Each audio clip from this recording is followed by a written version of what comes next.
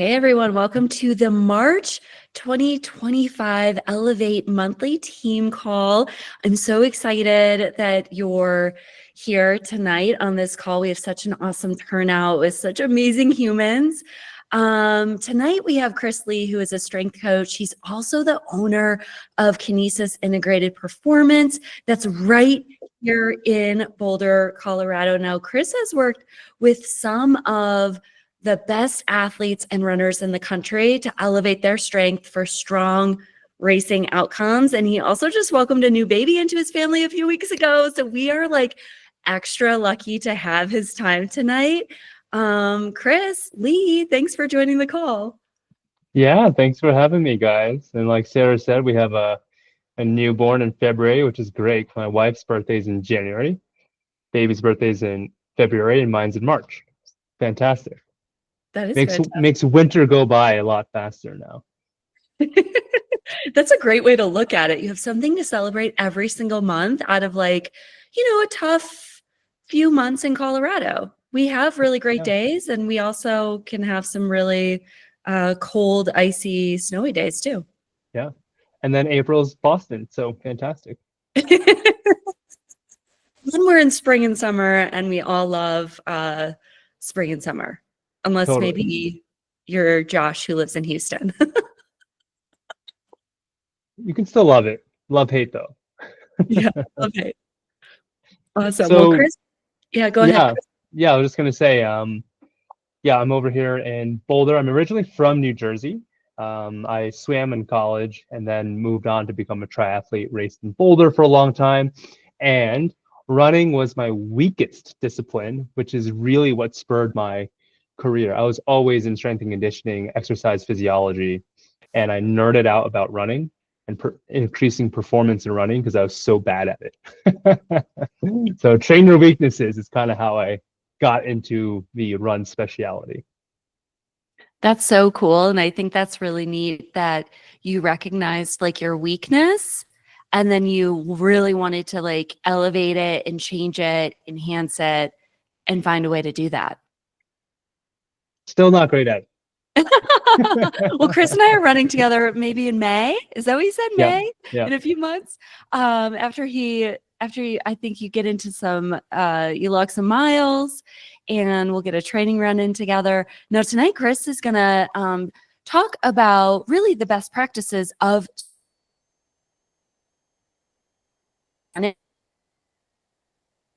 such a valuable piece to not only racing strong, but staying injury free in the training cycle. So, Chris is going to share best practices about strength training. He's also going to share about progression and why we need progression in strength training. And he's going to list out some of his favorite exercises. So if you're time crunched, if you're thinking, oh my gosh, like Ashley, who is training for Mountains to Beach, she's kind of in that peak block of like the next 3 weeks are going to be pretty heavy, with 1 week being specifically heavy. And maybe we just need to focus on like 3, 4, maybe 5 exercises to get through the strength portion of her week.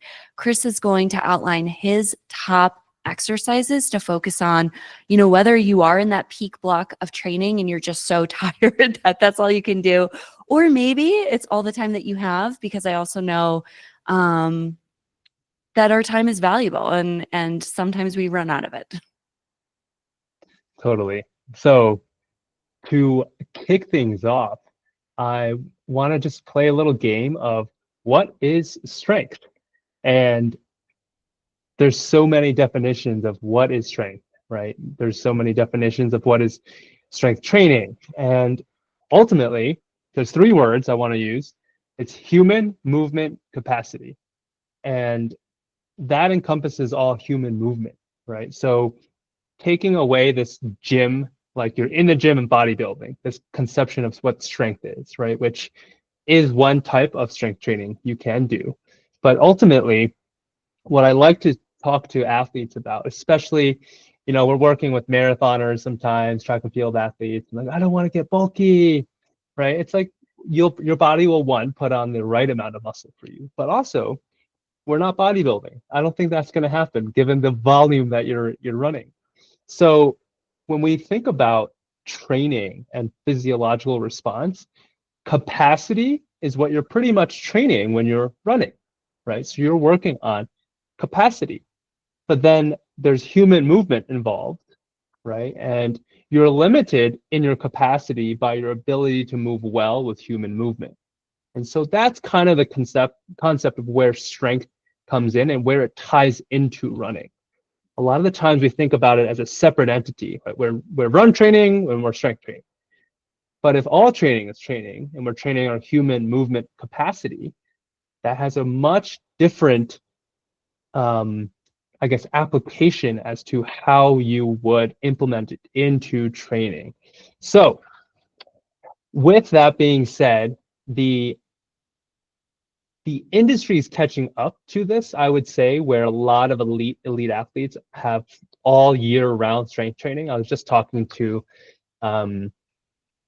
Elise Cranny, and I'll use this example. In the past, even at Nike, they would do like some strength work for a couple months and then stop for the rest of the year. And then they started implementing all year round, and she's currently doing all year round training, and she's had some pretty good results as of late after going to the Olympics and setting some world leading times. But the idea of it being I did my strength for the year has kind of gone out the window. And then what we'll talk about later on is progression, right? Why that matters as well. So back to this like philosophical term of strength training. Okay, what the hell is Chris talking about? What is human movement capacity training?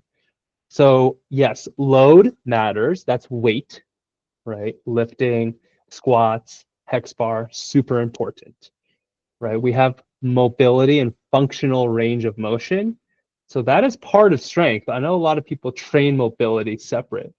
If you're not mobile, you can't move load and you can't run well, right? Then there's, of course, stability as well. So mobility, stability, and load.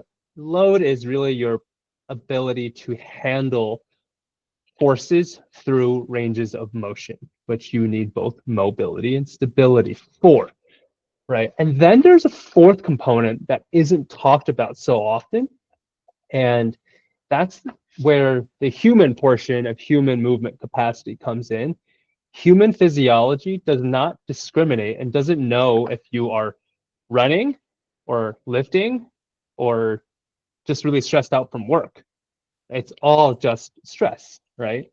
So when it comes to training, something we always need to think about, and especially we use this in the weight room as a tool sometimes to kind of hack things. I don't like that term. I don't think there's such thing as biohacking, but we'll go with it for now. And that's the endocrine system, right? So there's an endocrine hormonal response in the body that is how our body adapts to training stress, and that's how we get better, right? And so there's a whole component there of how does strength training create a hormonal response that matches and if not offsets the response from running. So there is some interesting research being done out of the University of Michigan just now. It is basically using endocrine response as the new marker for training metrics. And it was a funny conversation. I had one of these weird, like, can't sleep at night, like aha moments. And I started researching endocrine response as a proxy for training stress and adaptation. So I called up this guy at CU. He was, if you guys know Scratch Labs, Alan Lim is the owner. He's a super genius guy. And his mentor at CU is Bill Burns, who has a PhD in endocrinology. And so I called him up, like, Bill, I have this idea. What do you know about endocrine response as the performance market for athletics? And he's like, Chris, that's a great question. And I would love to dive into this, but guess what? I'm retired. I don't work anymore. Good luck. So he sent me an article to read, and then I got into contact with University of Michigan. And this is something that is probably going to be 5 plus years down the road, maybe a new metric we'll start seeing. But to zoom back out, human movement capacity training, that is ultimately what strength is. And it's an expression of your body, just like running is. So let's pause there real quick. And I'm curious if anyone has any thoughts, comments, or questions about their experience with lifting, mobility, blah, blah, blah, and if they felt a pretty big change after they started incorporating that.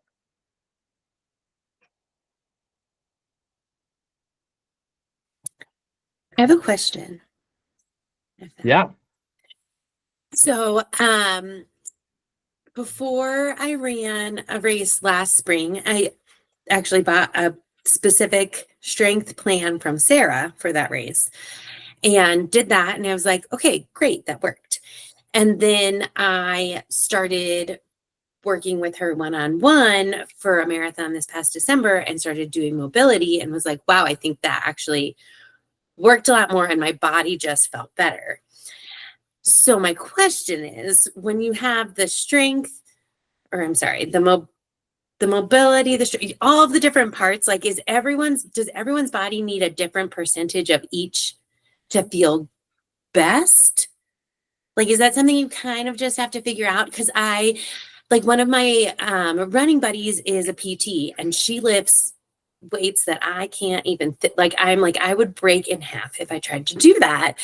And I don't think it would benefit me. Like if I tried to lift really heavy, the one time I did it, I got injured. So, but then I'm like, or am I just scared of it? Like, do you know what I mean? How do you figure out what your body needs the most? That is the golden question, right? And I would say, yeah, I would say everyone's body is unique and different. And that is why a well-made holistic program, and by holistic, I mean, that means we are covering load, we are covering mobility, we're covering maybe eccentric load, which is lengthening under tension. So we work with the CU track and field team, and they were working with a football strength coach, super smart guy. And he got these guys so strong. Like these guys are jacked, but he created too much muscle density. And so the entire CU men's track and field team all had stress fractures for a whole year, like the whole team. And so we stopped loading as much, right? The volume was too high, and we started doing load intent under length, right? To re-lengthen that tissue. So there is a balance, right? So that's where we can dive into, and we'll get down a rabbit hole of different types of loads, what they do physiologically, when to use them, how much to use, when do you do a plyometric, right? And that's a huge deep dive. But yes, you're absolutely right. Doing mobility and strength, but having them intertwined is really important. And then finding the right formula for yourself. I will credit Alan Lim, Scratch Labs, on this. He always uses the term, do your research, right? On, okay, the research says this, but my body tells me this. So the research is really, really important. Does that kind of answer your question? It does. It does. It's actually very helpful because I feel like you or I like go on social media and everyone has like an opinion about what the best thing to do is. And I'm like, but my body doesn't necessarily feel good when I do that. Like, am I just not being weak, but like, is it just because I'm not used to it? Or does my body just respond better to mobility over heavy lifting? So it's helpful to hear that everyone is going to be different, because it's easy to go down that rabbit hole on Instagram where you're like, oh my gosh, I'm doing everything wrong. Yeah. And then that's so validating. I mean, so many people, especially endurance athletes, I think they'll go to like a strength class, or even I have a lot of friends that are, PTs, chiros, blah, blah, blah. Everyone's doing something different. And for the most part, unless you are an endurance athlete, you don't realize that I'll use this. Your goal is not to work out and lift like someone who is doing that as their main workout. And the concept I always talk about is the goal is not to be so sore that you can't sit down and take a poop. But a lot of the times that is the goal for other people, which is fine, right? But that's not conducive to what we're trying to do here, right? Which comes back into the word strength is very, very subjective, but objectively, the only thing that is scientifically proven is that all human bodies are different and all training is training. So treating it as a, I'm from Jersey, so I'm going to use a pizza example. And you can have cheese, you can have crust, you can have dough, and you can have, pepperoni or whatever, but they have to be melted on cohesively onto this pizza for it to be a pizza. Otherwise, it's just a bunch of ingredients, right? So that's kind of the whole concept there. And a lot of the times I think, in this case, a friend or something might be like, you got to do it like this, or Instagram's like, do these 3 things. And that's taking 3 pepperonis off of a pizza and putting them on the side and saying that's all you need, right? Doesn't work that way. So again, I'll pause there, pardon my pizza analogy, but I'm from Jersey. I so. loved your pizza analogy, and my dad's from Jersey, so he'll like really appreciate your pizza analogy. Oh man. We are runners and we love carbs, so I think it was a great analogy. Yeah, it's pizza. Come on.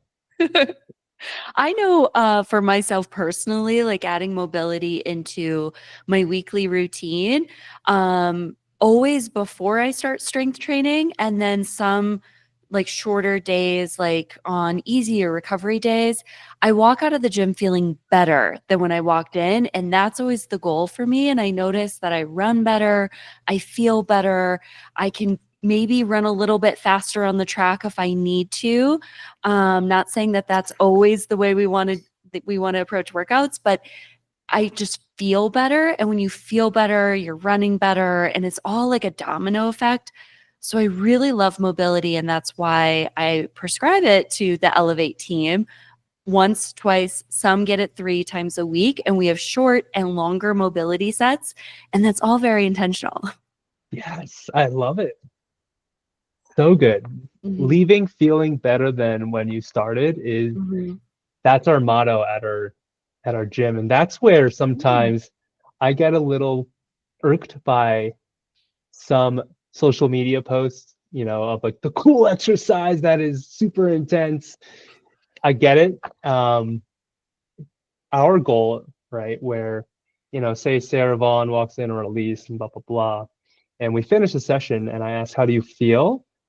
My goal is for them to say, oh, I actually feel better than when I walked in. I don't feel more tired. I just feel better. Even though we accomplished the workload that we had set out to do, the goal, and this we can kind of segue into endocrine response for a second. And this is a great conversation where if you leave that strength session feeling cooked, right, then you might have overdone it, right? And sometimes strength might just be mobility for that day. There are days where I'm like, my body does not need more strain. I need to deload a little bit, right? And that's when we do have periodization built in. But with that being said, when we talk about endocrine response again, overtraining is essentially an overload and endocrine response that our bodies can't balance, right? We're way too far past homeostasis, right? And that is usually when an injury does occur or starts to manifest, right? So with that being said, that human physiology component, we know that we have seen good research that long runs are usually what have the highest cortisol response and creatine kinase, which is muscular breakdown biomarkers, right? So again, me search, everyone's a little bit different. I do know 2 athletes I worked with. One's a marathoner, one was a steeplechaser. One felt great after a long run, the other felt destroyed after a long run. So me search, see what you got. But so because of those things, if we were to do a lift on a long run day, which is quite rare, there is also good research that shows that if you lift a load around 70 to 80% of your 1 rep max, so say that's usually 10 to 5 reps, right? Okay, so say normally you do 100 pounds and you do 7 reps of 100 pounds. If you were to do 4 reps of 100 pounds, well, it might not feel that hard because you're used to doing 7, but it actually may decrease your cortisol response on the day and increase your testosterone. So it can serve as a balance as well. So this is when we can quote unquote hack the system a little bit.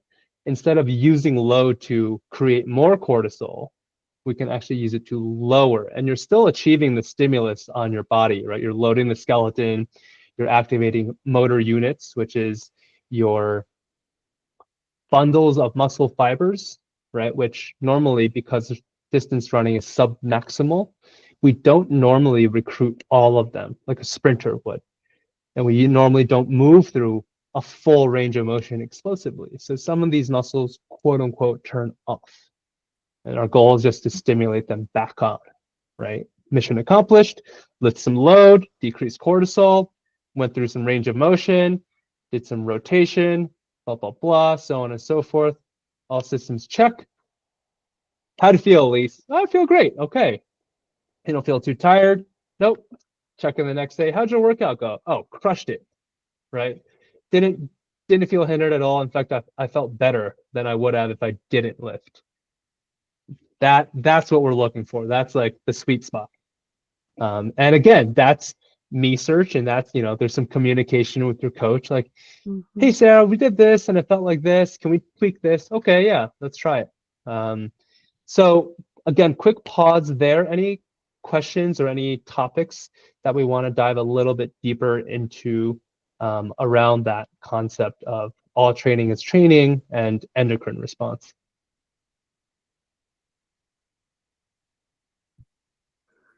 I have a quick question. Yeah. Wait, did someone else? Yeah, Ben? I had one too. Go ahead, Ben. One of the things you touched on was just kind of not feeling gassed at the end of a workout. And I feel like in previous cycles, I've kind of always kept myself kind of back with that same mindset of just like, I don't want to get hurt. And then also it's just, like I got to keep going the next day rather than just like giving it all this day. Then now that I've kind of got that a little bit more under wraps, I'm trying to understand like what a level of like soreness and tiredness is that's like actually making progress as opposed to like putting you in a bad place, Great question. So soreness and tiredness, right? Soreness can come directly from running or directly from strength, with a combination of the two. I would say if you feel like things are tight and you felt like you did something the day before, that's a good place to be. That's okay. That means you had a good workout, and it's a good metric to say, like, I'm a little tired currently in my training. If you're like, wow, again, I'm going to go back to the example, sitting down and take a poop is a little hard. That's way too far. That's way too far, right? We need to be able to do that with ease. Now, then this comes to the periodization talk. I'll kind of segue into that too, where at different points of the season, you do different things. In the off season, we're maybe more okay with you being a little bit more sore for like 6 weeks, right? We know that's the 6-week mark is that neuromuscular adaptation phase.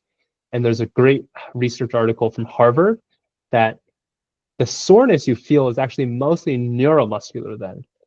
Now, from there, when you make the incremental changes, the goal is to get stronger with minimal soreness, right? If we were an NFL team, different story. Our goal is to get you sore so we can maximize the reward of hypertrophy, muscle tearing. But that's their only workout of the day.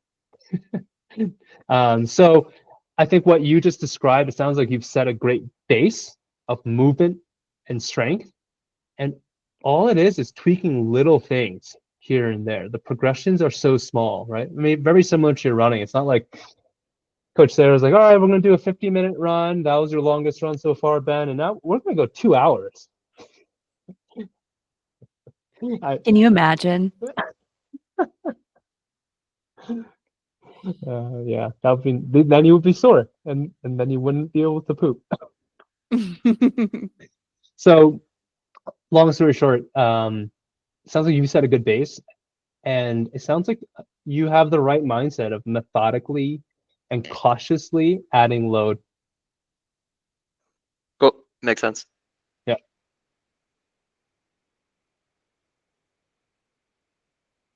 Well, I have a quick question. I Yeah. thought I heard you say um, that strength training or strength training session shouldn't happen on the same day as a long run day. Is that correct? It's atypical. Okay. I wouldn't say shouldn't. Okay. I think it's totally fine. We usually would then modify a couple things, right? So Yeah. we usually in that case would never surpass 7 repetitions on a larger loaded exercise. For Mm-hmm. example, a hex bar or a squat. 7 is the entry range of hypertrophy and shown to have a very little delayed onset muscle soreness, right? Yeah. So I err on the 5 rep range, Mm. right? And at a lower load than a normal 5 rep percentage. Yeah. And that has been shown, and this is our own internal research, but across the board with all our athletes, this has been shown to maintain, if not increase strength over time, but have no soreness. In fact, they leave feeling better. Oh, that's great. It's kind of like on the track, you don't necessarily have to run sprint efforts for every rep to get the same fitness. But Totally. you're reducing the injury load by running within yourself versus running out of gas and just sprinting. Yeah. I know one of the things out there and something I've really, preached as a coach is like keeping the hard days hard, easy days easy. So if we have that strength session after a workout, and then the second one of the week is after the long run, I'm hearing you say you just recommend like reducing the number of reps and keeping the load just a little bit lighter. Yeah. We usually don't go past 2 sets, and we'll go between 4 to 7 repetitions on an exercise. And this all depends on, back to your point, Ben, of where your training age is in the weight room, separate from running. And in close to like, if you're racing in April, right now I'm thinking, if Sarah Vaughn, Edna Kiplagat that are going to Boston, we're in a maintenance phase. So we're staying in that 5 to 7 rep range, 2 sets. We're not going over, knowing that training's ramping up and you're going to have that marathon brain. But we do know that those strength gains can be maintained with even 1 set of that 5 rep range for 30 days. So a lot of what we do with athletes is in that phase, bring things down, allow the running to ramp up, right? And then that's a macro view, a large view, right? Over the span of a build to a large race, or it can be a micro view. It could be that one post long run lift, just scale it down, check the boxes, you did the things, good, move on to the next day. I have a follow-up question to that. Yeah, go for it. So what if, because I actually think I asked Sarah about this when I started working with her. Like, I'd always heard keep the hard days hard, easy days easy. But what if your lifting is more like I'm lifting weights where I could do 25 reps, not 7 reps. Like, I'm not lifting heavy. I'm lifting 10 to 20 pounds. If you're doing that kind of stuff, so it's more like a mobility mixed with strength, is that recommended to do after the long run? And if it's not, I would assume I don't know if I should assume it's the day after or the day before, because I can argue for and against both of them. So if you're not doing the strength after the long run, which side of the long run are you putting it on? Or are you not putting it on either side and just putting it in the middle of the week? Yeah, I think that can be effective. Okay, so I'll answer your question, and then I'll also give you the Chris biased answer as well. Great. I love So- all of the answers. So the first one would be I would consider doing it after as well, but I would give it a buffer of about 3 hours so you can refuel Okay. before. And mobility, you can also break it up mobility first and then long run. I personally like doing that, but I've been in the weight room for a long time, so my body is used to it. And my second answer to that is the unpopular answer of it might be a good time to invest in heavier weights. No, I felt like you were going to say that. I didn't want you to. But I also, everything I read is that especially if I'm I'm going to be 40, I need to start lifting the heavy weights. And I'm just kind of ignoring it for as long as But- I can. But I think that's probably the answer. But Just to your need people to point tell me it earlier- over and over before it sets in. Yeah, to your point earlier, I agree with yes, lifting heavier weight eventually is a great goal. But like you said, a lot of programs rush into lifting load. I would call a back squat a complex movement to put a lot of weight on. And I think there are a lot of not introductory, but steps that need to be built up. A certain amount on a goblet squat should precede a back squat on a barbell, right? Like there are so many things, and we're not even talking about the basics, which we'll cover when we get into some of my favorite exercises. But there's so many fundamental things that can be done before we introduce low. And I'll use Ruth Winder as an example. She's a cyclist, so this is in the cycling world. She's a 2-time Olympian. She's a beast. And when we started working, she comes in, she's like, I'm a 2-time Olympian. I'm strong. I'm a boss. And we do our assessment, and I'm like, oh, this is really interesting. And she's like, wow, this was hard. And for the first 6 weeks, we didn't touch a weight. And there was no need for us to touch a weight. And she got considerably stronger to the point where when we finally did touch a weight, she was moving well and moving heavy because all the other things were taken care of. So I think your mindset is perfect or spot on.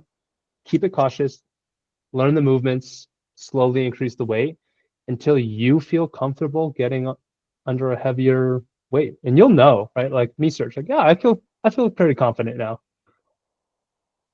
Yeah, don't let anyone like your friend who's really strong or whatever, like just lift it. Yeah. I'm so scared of doing too much too soon. But then I'm like, are you not doing enough? Not soon enough. It's fun. But thank you. That was very helpful. No, yeah, you got it. And I think I have maybe a quick question. So I heard you mention motor unit activation, right? Or neuromuscular connectivity. I heard you mention hypertrophy, right? When you think about an endurance athlete, is either one of those more meaningful in terms of performance? And if so, could you speak a little bit more about how that stimulation may change with heavy lifting, low rep work versus light, high rep work? Yeah, this is a great question. All right, this is exciting. I'm jazzed. So hypertrophy is still important if you are building up strength, right? There's no way to bypass it. All hypertrophy means is that you are tearing tissue and rebuilding, right? Now, motor unit activation is allowing all things to fire together, right? Saying muscle fibers together isn't the right terminology, but ultimately what we want to see is a baseline of strength to be met. For example, I'll use calf raises, which is one of the favorite exercises. Can you do 20 body weight calf raises on one leg, right? Oh, we can't. Okay, there's a major strength deficit at this tissue. We do need to use hypertrophy training alongside maybe eccentric or isometric training to allow that tissue to increase in its overall strength, right? So, great. What next, right? We don't do that forever. We reach a baseline of strength of hypertrophy, and then we move on from there. We might work on work capacity, muscular endurance, right? That, 15 plus rep range. Hypertrophy is at 7 to 15 rep range. Usually volume is important. 3+ sets is hypertrophy. Now, that is usually something I do not go into unless there's a major deficit. It has to be addressed. Like someone can do 5 calf raises only. We got problems. Or we have time. We're in the off season. We have no intense training yet. We have a block of 8 to 12 weeks to really go through this and say, hey, you might be a little sore, right? We're going to do some more hypertrophy-based training, right? So reserving it for some weaknesses, and then larger lifts, that neuromuscular activation, and also we're talking max strength, right? Total output of power, and you're loading tendons, you're loading skeleton, right? And so here we're talking 5 down rep range. 1 to 2 rep max is something I almost never do. It's so taxing on your central nervous system. I think that there are other things we can do that are beneficial, especially if you guys are training for endurance or a marathon. Your central nervous system is already overclocked, plus life. So there's that too. So what's happening there is, here's an example. When you are, for example, right, just picking up your laptop, right, submaximal exercise, you're not actually firing that many things. And here's the beauty of lifting heavy is your body is going to choose a path of least resistance. We are lazy physical beings, not mentally, but our body is going to be like, I'm going to use what's most efficient to me to lift this. That might not actually be the optimal sequence of firing, right? For example, Again, are like quad dominant runners yes, versus glute exactly. runners. Got it. Yes. Yeah, and they need to work together, right? But if your glutes aren't working at all, okay, what can we do to shock the system? And at heavier loads, your body has no choice but to recruit your glutes alongside your quads and everything else. And this flows now into a concept called PAP and PAPE, post-activation potentiation and post-activation performance enhancement. More widely used in like basketball, track cycling. But what's happening is, this is how motor learning works. Of your body, after you've lifted heavy, hypothetically, you've done all the good warm-up exercises too. You're moving neuromuscularly the most optimally. If you go and do an easy run or something after, then you are applying this new firing to your skill, which is running, which is how a new motor pattern is created. And this is why I consider strength, human movement capacity training, the lab, right? You're able to create a change, right, in the mind and muscle connection, and then apply it afterwards, right? That is something that's super, super effective if there's a major deficit, right? If I have an athlete whose adductors don't work at all, we have to shock them on, and then we have to load the whole system, and we might do some drills.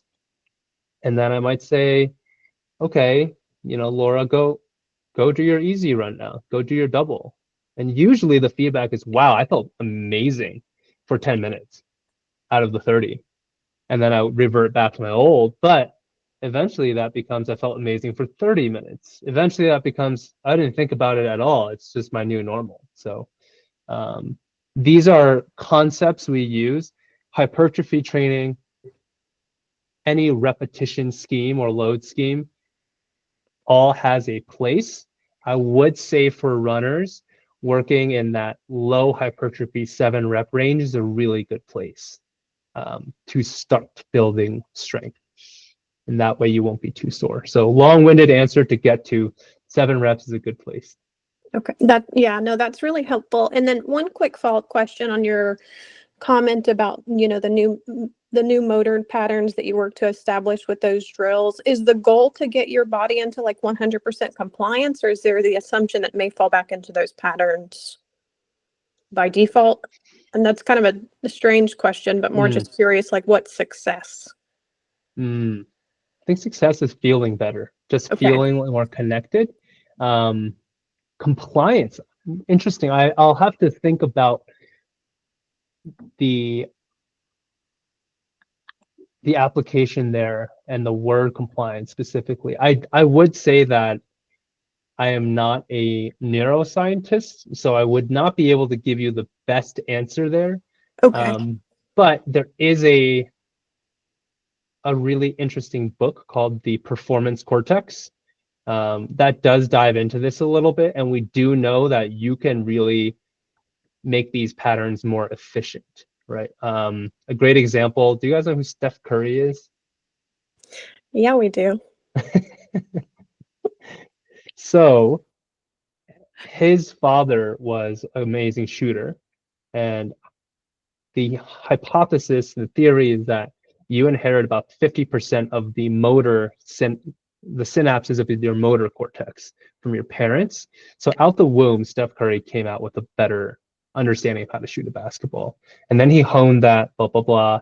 So he's gotten so efficient at his practice that he can be falling sideways and like flick the ball this way, but know how to adjust it because he doesn't have to think about all the other things. He's just thinking about the adjustment of that one finger, right? So he can chunk more information because he's not thinking about all the other things, right? So that is kind of the concept, and I don't know what percentage compliance would entail the best result and what a objective success metric would look like. I would say subjective is actually a really good measure. Yeah. Thanks for answering the curveball question too. I appreciate it. Yeah, for sure.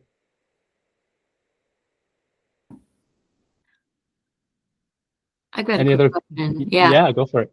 When you talk about kind of like a seven reps being kind of an ideal range or so for endurance runners, I guess whether it's 7 or whatever your rep, the number of reps you're doing in a set is, to know like where to set your weight. And like I've heard of like a 2 rep reserve term before, like your load should be that when you get to the end of your set, you should have 2 reps left in you, is that something that is like a practical way to kind of like know if, the weight you're lifting is appropriate or not? Or do you have any other like guidelines to kind of go by? That's a great question. So RIR, reps in reserve, versus RPE is a pretty frequent conversation. What we have found is that RIR, reps in reserve, like I feel like I could have done 3 more, is a really accurate metric for people who have experienced a collegiate weight room for 4+ years. So we're talking like pretty expert level of experience of knowing how it felt. And we found that for most people, RPE is a better metric of how much effort do you feel like that was, right? So for that 7 rep range, RPE, we're probably looking at a 6. RIR should be +3 to start, right? And then from there, what we can do if we're working with RIR is work backwards. I felt like I could do 3. Oh, let's go up a little. I felt like I could do 2. If you're really trying to stress the hypertrophy phase, if you're really trying to create a massive stimulus to create change, I felt like maybe I could have done 1 more. That's a good place to be. Keep in mind that will have more soreness, right? Now, if you do 3 sets of 7 at RIR +1, right? You feel you can do 1 more. That's going to be a big stimulus. If you do 3 sets of 7 at a +3, +2, +2, okay, you're still going to get stronger because of the overall volume you've lifted with a little bit less stimulus, right? So a lot of the NSCA guidelines based on football, basketball, those are their main industries as a business, right? So that's going to be their market they're catering to. So when you're looking at these rep ranges, most of the time they are set up to maximize muscular output, right? Which for some of us, sometimes at parts of the season, that might not be the best thing for us. So again, long-winded answer. So play around with, and this is where you can me search. What do you feel like is more accurate for you, RIR, or do you feel like RPE is more accurate? If you're familiar and you have a good sense of RIR, that's a great place to go. Keep in mind, it changes day by day. So it's something that we do internally with our software and our athletes is if I'm giving remote training and strength to someone, they're logging these things, and in real time, I want to know how it felt based on RPE. On any given day, if you're used to 100 pounds today, 7 reps at 100 pounds might look like 7 reps at 80 pounds, and that's what we're going with today. Elise Cranny is a good example of this. I'll use this example. She came in one day, and she's one of these people, if you ask her how she's feeling, she's like, I feel great. I'm always feeling great. And I was like, okay, great. We'll see. And we have this machine that is tracking velocity and power output. And I have all her data from the past, and she's going, and I could visually see that there was a slower movement. And then we looked at the data. I'm like, what's going on? You're 20% slower and weaker today. Well, I did the hardest double threshold workout of my entire life this morning. Oh, good to know. So all of your metrics move down today. We're going to scale down. We don't need to push you the same capacity anymore. We know you're at a 20% deficit, right? So we'll adjust for that. So that's another thing that you can consider and you can factor in sometimes too. Just like running. Yeah, makes sense. You show Totally. up differently every day. Yeah, every day is different, right? Yeah. Maybe just one follow-up. So thinking about like, targeting a 6 RPE, 2 to 3 RIR, does that kind of change, thinking about periodization of your training as well, depending on if you're more of a build versus a maintaining phase as you get closer to race day or something? Like, is that 6, 2 to 3 RIR? Like, what kind of phase is that? Or, I don't know, that makes sense. Yeah, I would say 6, 3 RIR. That's a good place to be.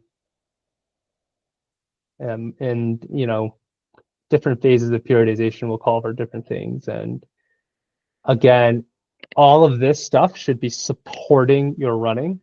It should be to the point where you do the workout and then you do what Sarah prescribed you and you nail what Sarah prescribed you because nothing affected you previously, right? So it sounds like you're pretty experienced and have a good understanding of how to implement strength. The magic is not in the exercise. It's not even in one session. It's all in now balance, right? On a day-to-day basis, just saying, how do I feel? Checking in. What is required of me tomorrow for my run? And what little cost-benefit analysis? What's going to give me the best bang for my buck today, right? And so this is where, for example, I'll use Elise again. She is currently in Flagstaff training with her team, and I give her free reign. I'm like, Elise, if you are even in question of what you should be doing, should I do 2 sets or 3 sets should I do 7 reps or 9? Go ahead and scale down. Just play it safe, live to fight another day, because that one strength session is not going to make or break your performance, but it might make or break your training cycle. So take a step back, live to fight another day, and you might wake up feeling tomorrow like, oh, I have a cold. That's why I felt off. Well, good thing we didn't push it any further. Or you might wake up and be like, I felt great. I was a little too cautious. Yeah, that's great advice. Thank you. Yeah. All right, so calf raise, I already mentioned that. 20 calf raises is something I love. Another one, Copenhagen planks. If you are a female athlete, which many of you are, not all of you, even if you're not a woman, your adductors are, I would call this one of the most important muscles in running. They can either assist in hip extension and hip flexion, lifting your knee up or driving your leg back, or they can restrict extension, flexion, and they can also counteract your glute medius, which we all talk about, blah, blah, blah. But in women specifically, because of the structure of the hips and the femurs, usually anatomically, they're in a shortened, weaker position, which is why in team sports, impact sports, skiing, velocity sports, we see a lot of ACL injuries in female athletes. This is research from soccer, right? And the adductor being the number one predictor, adductor strength of knee health for female athletes. So vice versa, glute medius is the antagonist of your adductors. So this is I would say, number one key exercise that I really love. And the hex bar, I think, is a really easy way to get load into the system. We raise the hex bar off the ground about 5-6 inches. Some athletes are a little stiffer. Stiffness is good for a runner. You want that spring. So hex bar is a great one to achieve the load stimulus. Plyometrics, single leg pogo hops. Progressing up to them, I think, are super important. You cannot not do plyos if you are a runner. Gravity is our enemy, so we want to fight gravity, and we want to keep those tendons healthy. And the last one is probably just a good old wall bug. It's a great entry-level core exercise that I think everyone can benefit from doing all year round. Yeah, it's just a great one. Pushing against the wall, lowering one leg at a time without letting the back come up. The harder you push into the wall, the better, because it takes the ability for you to use your neck as a stabilizer versus truly using your core. So those are some key movements. Some others we look at is star side planks.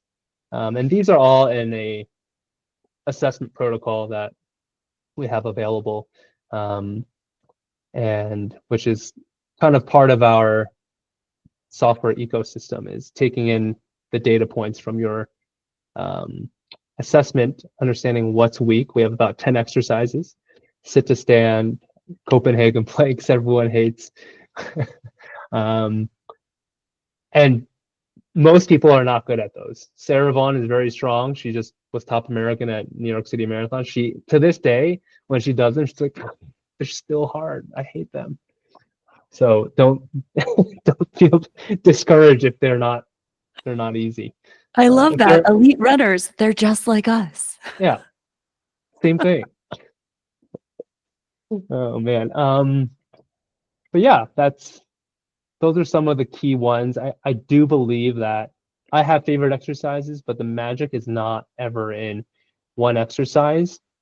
And the long and wide view is always really important, especially in strength. There's a lot of attention grabbing being done on social media, which is sometimes misleading, because just like running, you can't put all your eggs into one workout. You can't only run hills, right? We have to look at the roadmap, is what we call it, of the entire season, and how different strength sessions are going to cluster together in different blocks of the season, and where do you stack these blocks in order to have a long-term effect, right? And this is what we call, and we talk about, manufacturing a PR, right? It can be manufactured, and it takes a village, right, of running and strength, mobility, blah, blah, blah, to come together, but it's easier than people think. It's just not talked about as often, purely because it's not as sexy as like, do this cool exercise. So that was the last part of kind of we zoomed in a lot today, but remembering to zoom out the long and wide view and always keeping that in mind. Elise just talked about this in an interview after her race, actually. She was like, we talk about this of, for her goal is 2028 Olympics, and that's a ways away. So when you zoom out, we have plenty of time. We have till 2028 to achieve a lot of things. And if a couple bumps in the road happen now, which they haven't, which is great, fantastic, but that's fine. It's just a tiny bump, right? We have way long of a stretch of road to go, so let's just keep chugging along. That's really good advice. And I know one of the things that I coach pretty heavily on is when an athlete comes, whether it's a run or a strength or just trying to fit everything in, something is better than nothing. So I think the same applies to strength training. Like Chris mentioned earlier on in this hour, like if you're feeling like strength itself is not going to be the right move, opt for mobility or reducing the reps, reducing the load. Something is better than nothing. And you're still, Sarah's going to like this, you're still making that deposit in your training bank so you can cash in on race day. Yeah, no, exactly. And don't get overwhelmed with, we talked a lot about data points. We talked a lot about, managing all this. And, there are tools out there. I helped craft some of these where it does the data and the math for you. Because listen, I like data and math, and I hate doing it on a large scale daily basis, right? So don't overthink it. I know as endurance athletes, sometimes we're overly analytical, type A, and just getting some done. Don't overthink it. Again, that's why you have a fantastic coach as well, who does not all the thinking, but some of it for you. And a lot of the concepts we went over are research based. It's non-dogmatic. If there's a strength coach out there telling you that it has to be this way, then they probably, I would double check if that's someone you want to listen to. And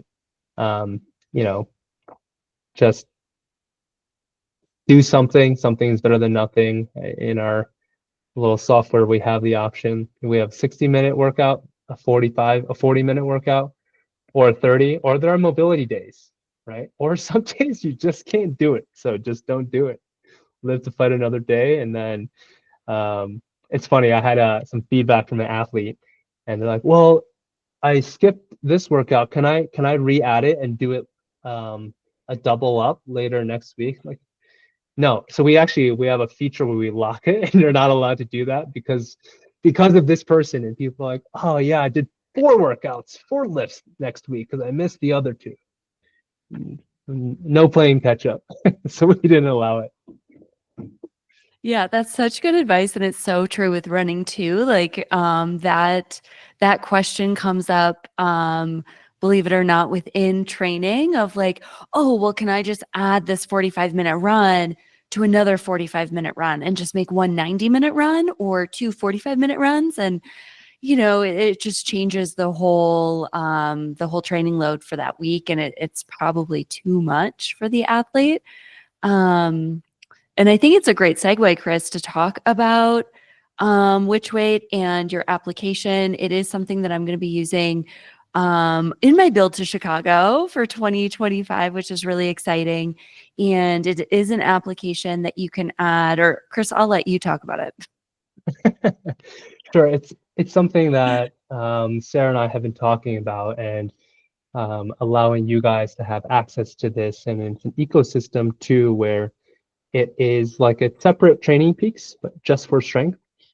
And what it's doing is it's taking in your races, your assessment, and doing pretty much all the things we talked about. We're evaluating the season, the phases of the season, what lifts, when, how much, and how many, and in real time adapting to, how you're feeling. For example, if you're like, hey, I feel like this today, and you text Coach Sarah or something, Coach Sarah might be on a run, or, eating lunch and might not get to it in time. Like, how do you Probably adjust that? running. Yikes. Yeah, so how do you adjust? So we're doing a lot of that stuff for you. The goal is, see you, Ben. Yeah, the goal is to eliminate a lot of the confusion and work and thinking involved, where, for example, I coach 15 athletes, and that's my cap because there's too much data to manage if I were to manually do it all, right? And so, yeah, we're taking into account your race, your season, and it will adjust, right, with input from Coach Sarah and your input as well on a day-to-day basis, a week-to-week basis. So it's constantly in flux. And then it will also, unlike some, static strength templates and whatnot, if you haven't done anything in 3 weeks, it will detrain you. So it will move you back in load, in reps, and maybe even in movement intensity. And the last thing here that we've built in, I'll be honest, it's a little bit, at times, there's ways to bypass it. A little bit more conservative. We are very movement quality focused. So before we do a back squat, there are a lot of squat precursors that we go through. And just to make sure that, we're squatting really well. And it can be, if you perceive it that way, mundane, but over time, as it becomes more routine, I think you will find that the buildup of that makes you much, much more stable and much more in control when you are lifting load. And it's going to really elevate your functional strength, which is a term we use a lot. So yeah, keep an eye out, and there will be the option for you guys to take the assessment as well. And I would love to hear your feedback on, one, how it felt and what was sore the next day, because there might be some things that are a little sore, and those are good me search notes to make of, if you were to do 3 sets at 20 of those, which is what we should want to aspire to, how far away from that am I, right? Oh man, my adductors need a lot of work. And these are important, right? These are things that we found are good injury predictors and bottlenecks to performance. So keep that in mind, and keep in mind that it was made to be hard. Most people do mediocre on it. Every now and then there are some, freak athletes out there that are really, really strong. Elise is one of those. I'll admit, she passed with flying colors. I feel like we should have everyone get up out of their chairs right now and just start doing calf raises. We'll see how many we can get. What do you say? No? Yeah. Let's do 20. Let's see what we got. All of a sudden, everyone leaves the meeting. I was going to turn my camera on, but now I'm going to turn my camera off because I'm definitely not doing that. People are Camera's double turned leg. off. No, Oh, too good. maybe Well, tomorrow. maybe tomorrow. Keep Yeah. me posted. Yeah, what's really, really cool about all of this is the ability to get stronger in a smarter way. And we all get to do it together, which is really exciting too. And I set up the app earlier, sometime this week. And what's really cool is you can add in all your races, and then the strength is like programmed based on your A goal race, your B goal, and then like your C goal races, which I would consider like the fun runs, or maybe something that's like obviously less important on the training schedule. So for instance, or for example, I have Chicago as my A, I have my tune-up as my B, and then like my last kind of like short spring race as like my C goal for this year. And it's going to build me through the entire 7 months of when we're loading, deloading, what taper is going to look like, all that kind of stuff. So it's going to be really cool. Super excited for it. Yeah, and these tapers are built in based on an A race, B race, or C race. There are different taper structures Mhm. that are unique to strength. And they look a little bit different from what a running taper would look like. As Just for it some should, because context. it's strength. Yeah. Does anyone have any other questions for Chris tonight? All right. Thanks, Chris, for your time. I really appreciate you. And for everyone here on the team, I'll send out the recording tomorrow in the weekly team call. Thanks, Megan, for joining. Yeah, thank you. And I'll also include some more information on WitchWeight, which is the app, and how to get access to it. And if at all, like bare minimum, would love everyone to take the assessment. And we'll just get stronger in 2025 together. Thanks, Love you everyone. guys. Really Thanks for appreciate putting you, up with Chris. my Thank you. pizza And Sarah analogy. for setting this up. This was great. Yeah, thank you, sir. Very helpful. You got it. You guys are great. Thank you so much. I hope you have a great night. You Thanks, too. guys. Thank you. Thanks for having me. Thanks, Ashley. Thanks, Michelle. Bye, Josh.